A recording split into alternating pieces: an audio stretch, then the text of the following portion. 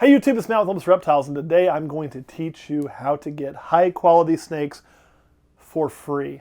That's right, there's a way you can get the highest quality animals that you're going to see for, wait for it, free. How, you ask? Well, it's real simple. I've done it. I've done it a lot, and I'm going to tell you the secret to it as well. This almost sounds like an infomercial pyramid scheme, and you know what, it kind of is, but that's all right, because it's pretty awesome, and I do promise it works.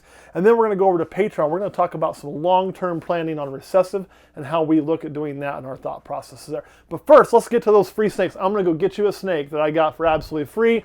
Mind-blowing, right? Mind-blowing. Holy crap. This right here, this pied female who we're raising up did not cost me a dime. And you're going to say, what? I know those cost money. And you'd be right, they do. But here's the thing. When you breed, if you breed ball pythons, one of the things you have to learn to do is pick your holdbacks. Holdbacks will make all the difference in your career long term. They are going to be how you line breed, how you get the colors and the look you want in genetics, and you take it a step past just, this is a pied. For us, we kept this one for two reasons, one that doesn't matter and one that does. One reason is you see all the orange in here, all the highlight, how orange the snake is compared to a lot of pieds. That reason does matter. That will pass on in its offspring time and time again. It's not a gene, but as we continue to hold back the oranges of the orange, we will improve the quality of our line of pied and make it different than what is out there. Make it exactly what we want. Maybe somebody out there hates orange. I don't know. I don't know who they are. Well, okay, I do know. No, they gotta like orange too. Who would hate orange, Kurt? I can't think of anybody. I was thinking maybe OSU fans because Texas is orange, but guess what OSU is too? They're also orange. So, you know, they can't hate on it. OU fans. Okay, OU fans, I know you hate orange, but nobody cares about you anyway. So, we're going to get back to this. So that's what we're wanting to do. But you get the opportunity to do that. But it has to go beyond the simple, oh, it's a pied, I'm holding it. Pick them for a reason.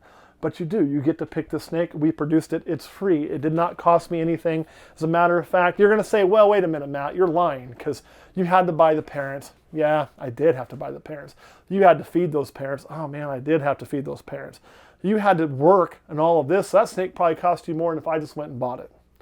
Well, maybe, but let's break that thought process down. I kept this one. I sold 6 others. So guess what happened? Oh, I paid for the adults that I have because I raised them up.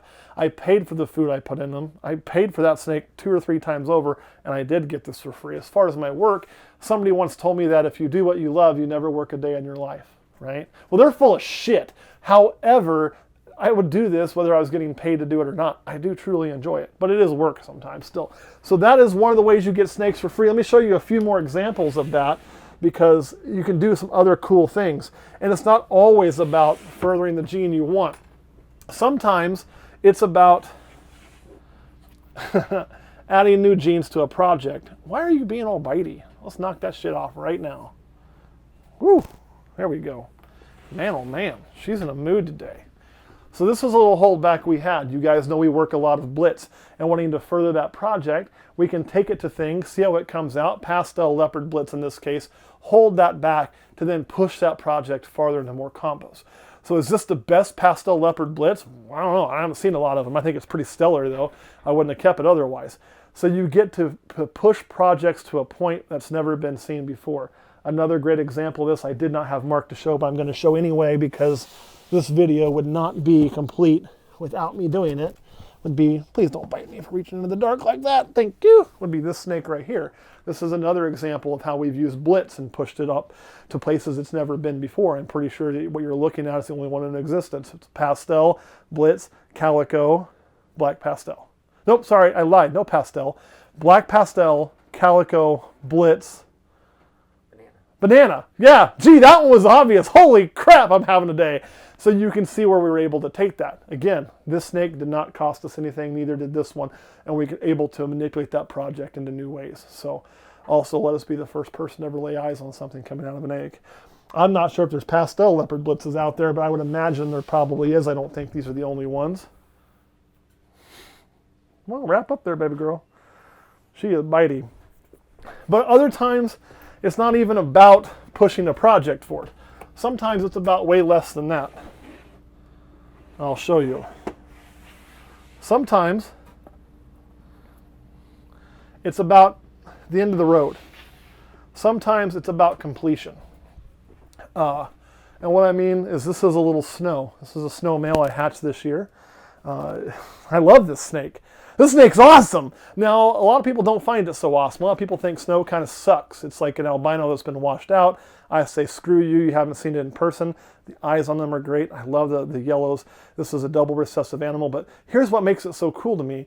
To make this snake was a goal I set years ago. This was the first double recessive I wanted to make. And you know what?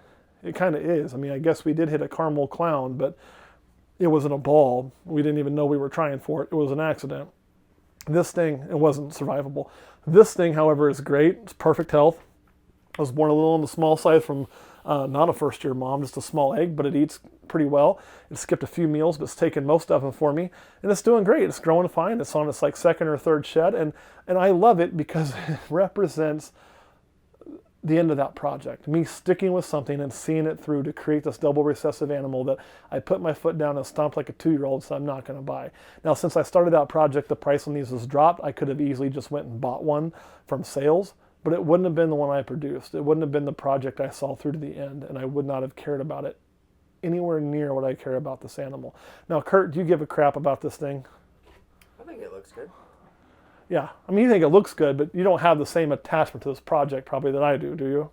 No. Yeah, so, but if you work it every day, and, well, he works on a lot of stuff. He doesn't have the opportunity to work on the snakes every day like I get to do.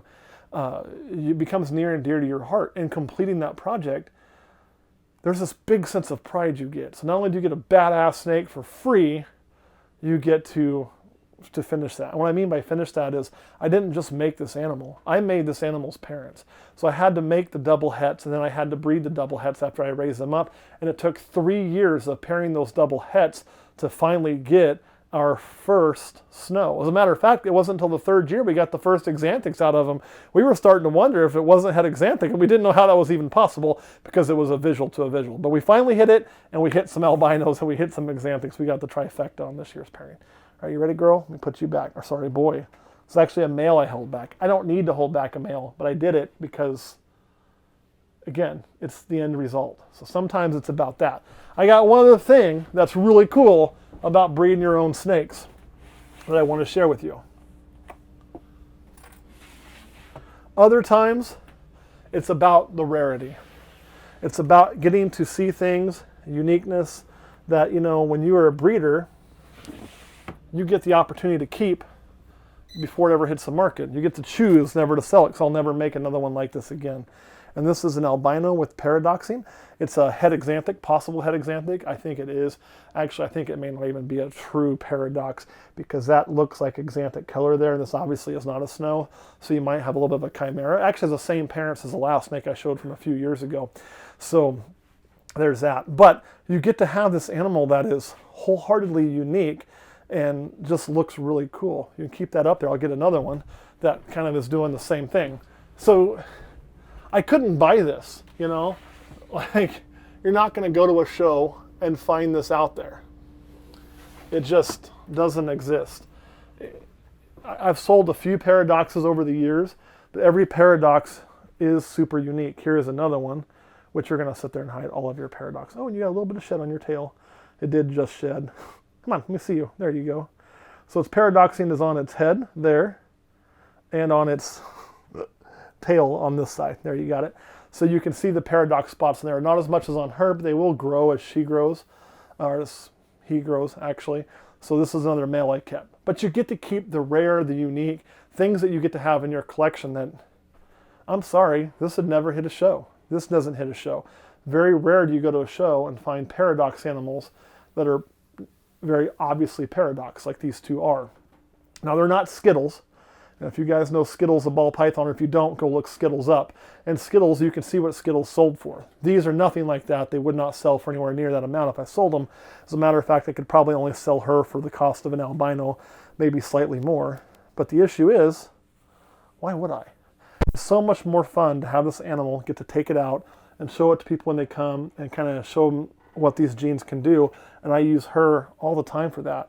I just love this snake. I just think it's so cool that I get to have this unique, one-of-a-kind animal in my collection. So that is how you get snakes that are cool for free or really cheap. Kurt, anything you want to add? No. All right, guys, make sure and join us over on Patreon. We're going to talk about planning your long-term recessive projects that will help you in the end, if you can stay the course, make bank on your breeding. Thanks for watching. We'll see you next time.